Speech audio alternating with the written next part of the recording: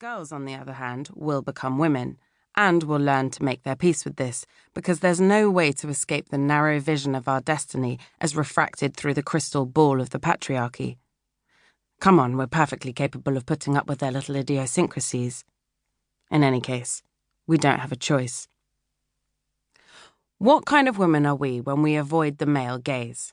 Take your choice: sex-starved, dyke, or hysteric. Apart from the fact that it undermines our cause, it appears that misandry is also very difficult for men to deal with. An intolerable brutality that adds up to the shocking outrage of precisely 0 deaths and 0 casualties. Apparently, what with all this feminist bullshit, #MeToo, and the rest of that crap, it's very hard to be a man nowadays. They don't know how to flirt anymore, how to get in a lift with their female colleagues, how to crack a joke. What do they still have the right to do now? So much existential dread for which I don't feel a great deal of sympathy. All that time they spend snivelling about how hard it is to be a poor persecuted man nowadays is just a way of adroitly shirking their responsibility to make themselves a little less the pure products of the patriarchy. Strangely, not many men actually stop to wonder why feminists dislike them so much. If they did, they might notice the statistics are quite damning. But they're too busy explaining to us that they're not like that it's really not nice to generalize like that, and if we alienate them with all that talk of men are trash, the risk is they won't join in and help us in our struggle. As if we were incapable of organizing our struggle without them, as if we haven't been doing precisely that for years, and as if, when they invited themselves into our ranks to join the struggle, they didn't always end up taking over, talking over us, and even imposing their decisions on us while they were about it. I see misandry as a potential way out, a way of refusing to accept these norms, of saying no with every breath. Hating men as a social group, and sometimes as individuals too, brings me so much joy, and not just because I'm a crazy old cat lady. If we all became misandrists, what a fabulous hue and cry we could raise. We'd realize, though it might be a bit sad at first, that we don't actually need men. I believe, too, we might liberate an unsuspected power, that of being able to soar far above the male gaze and the dictates of men, to discover at last who we really are.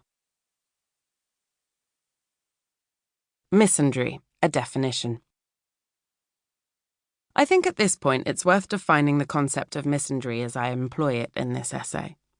I use the word misandry to mean a negative feeling towards the entirety of the male sex. This negative feeling might be understood as a spectrum that ranges from simple suspicion to outright loathing, and is generally expressed by an impatience towards men and a rejection of their presence in women's spaces. And when I say the male sex, I mean all the cis men who have been socialized as such, and who enjoy their male privilege without ever calling it into question, or not enough. Yes, misandry is a demanding and elitist concept. Ultimately, misandry is a principle of precaution.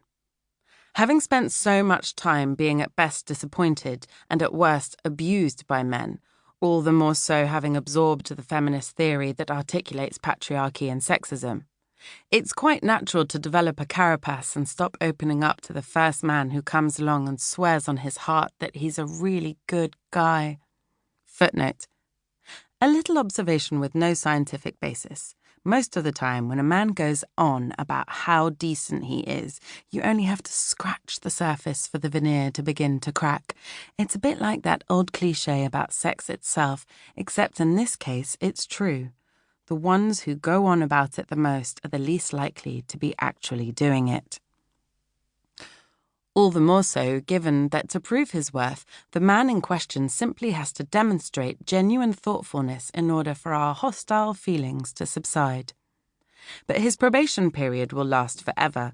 Nothing against him personally, it's just that it's hard to give up privilege, and even more so to actively campaign for all of one's fellow men to be similarly stripped of theirs. He might be feeling a bit low one day and be tempted to hit on a girl in a bar.